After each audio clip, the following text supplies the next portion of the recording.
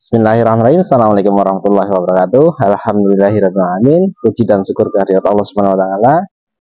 Sahabat Dokter Sapi, hari ini kita menjalankan ibadah puasa yang hari pertama, yang hari kedua. Mudah-mudahan kita diberikan kesehatan, diberikan kelancaran sehingga dapat menjalankan ibadah puasa ini dengan baik, sehat, kuat, sehingga amal ibadah kita di bulan puasa diterima oleh Allah Subhanahu wa taala.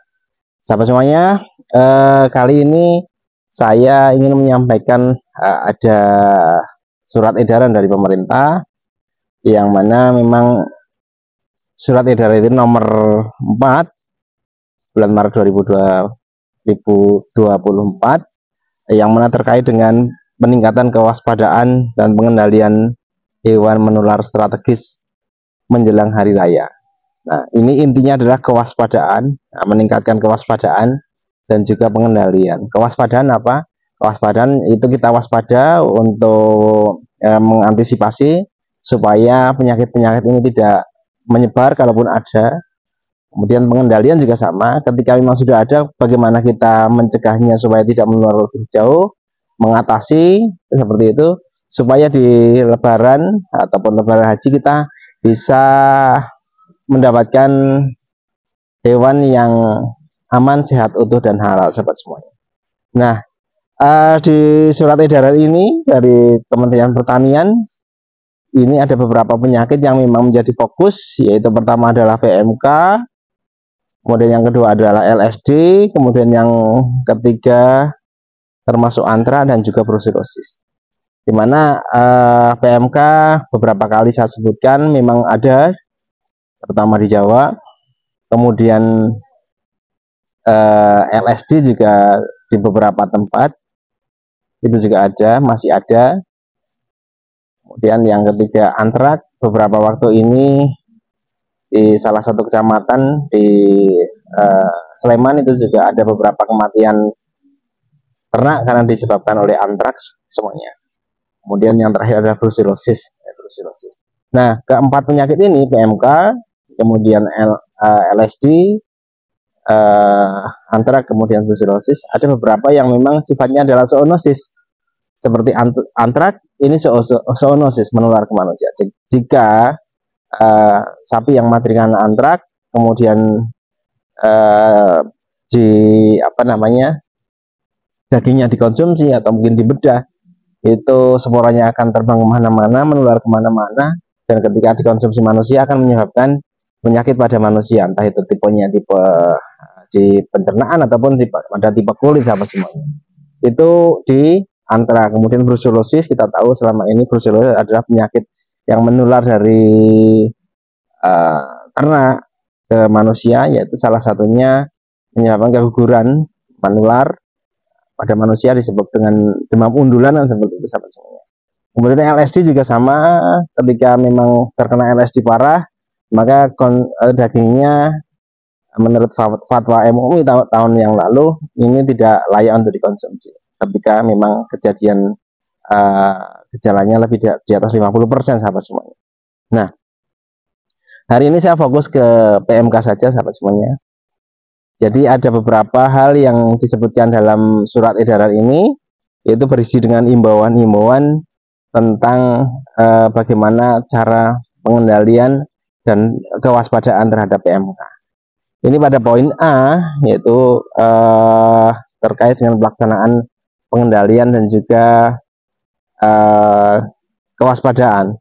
Yang pertama, tindakan pencegahan dan penanggulangan terhadap PMK.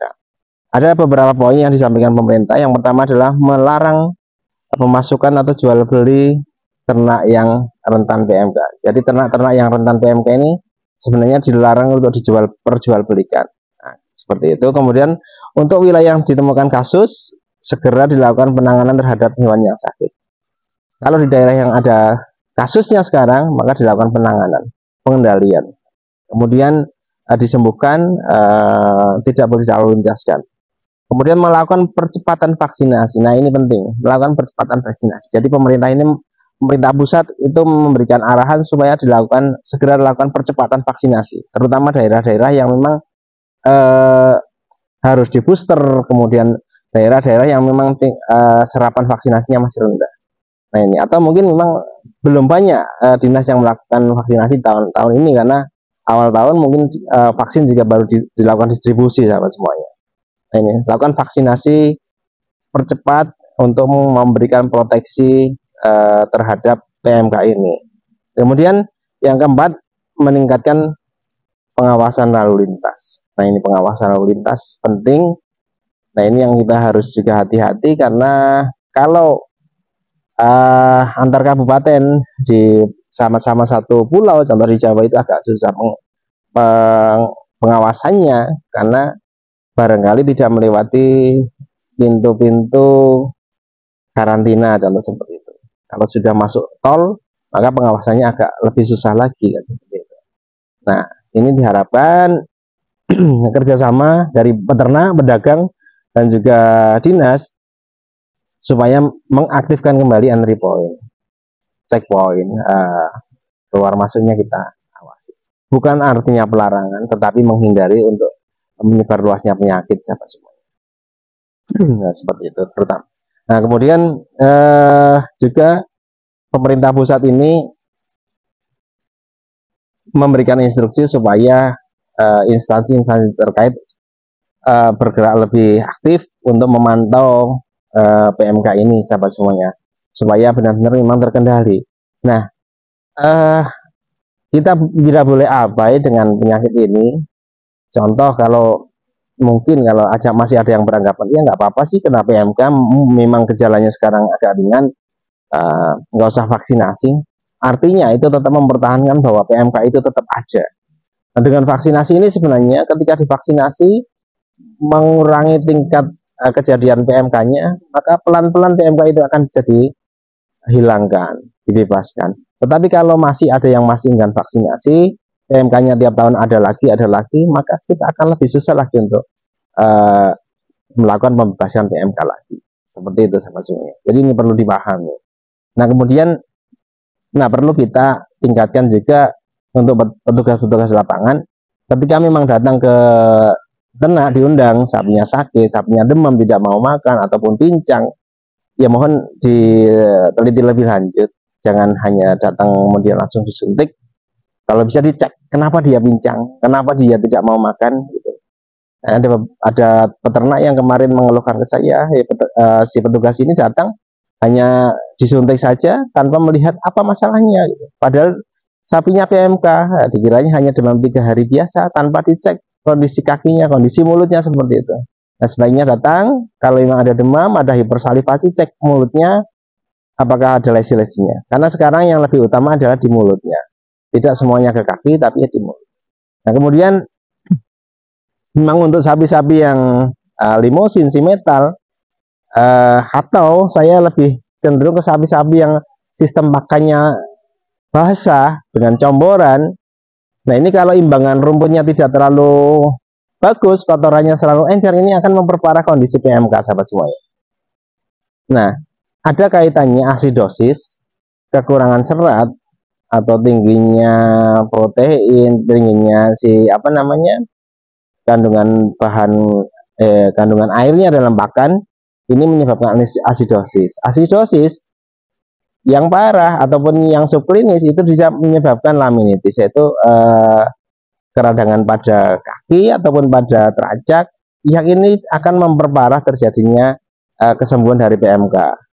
Nah itu, saya lihat beberapa yang memang kemarin sapinya dicombor dengan sistem combor itu ternyata kesembuhannya lama, karena memang contoh ketika diberikan ampas tahu berlebihan, atau bukan comboran yang basah sehingga kotorannya encer, atau diberikan air rebusan kedelai contoh. Ini jadi sapi pengennya makan terus atau minum terus. Nah yang minum terus ini air kedelai ini yang menyebabkan sapi pipis terus, kotorannya encer. Ketika dia lingkungannya agak susah untuk membuat alasnya menjadi kering. Nah ini yang memperlama kesembuhan dari kakinya sahabat semuanya. Nah kalau kakinya susah kering, kemudian padahal badannya besar, ini yang menyebabkan sapi menjadi fatal, kesembuhannya menjadi menurun sahabat semuanya.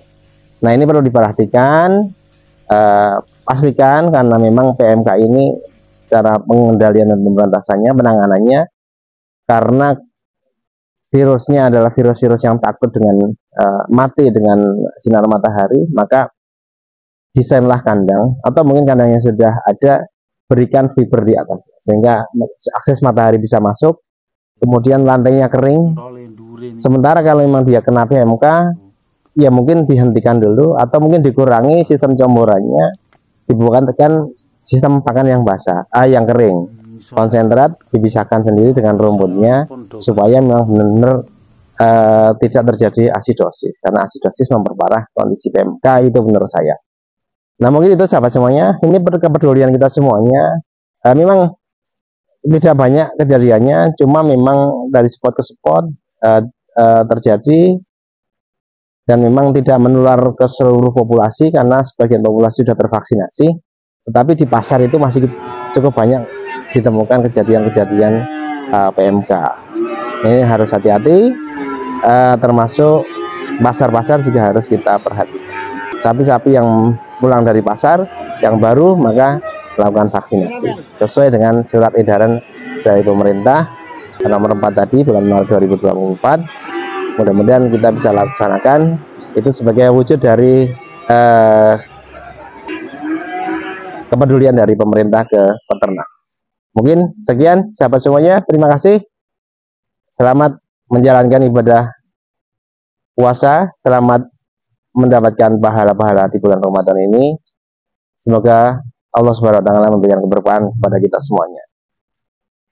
Sekian, assalamualaikum warahmatullahi wabarakatuh.